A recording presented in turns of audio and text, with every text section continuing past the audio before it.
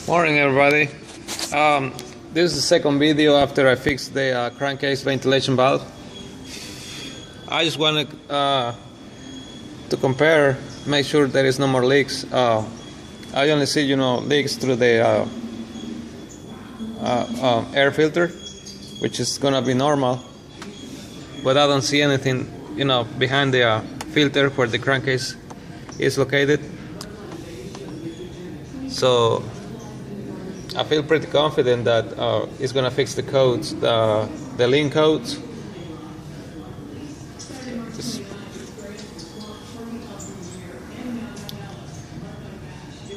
Okay, and have all the parts I have replaced.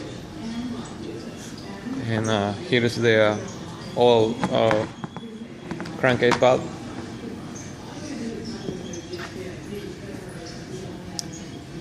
So this is a very common problem on these BMWs. The crankcase valve starts sucking air, and it causes a lot of running issues, lean codes, misfires, especially when it's cold. And while I was there, I also replaced the Vanos oil line.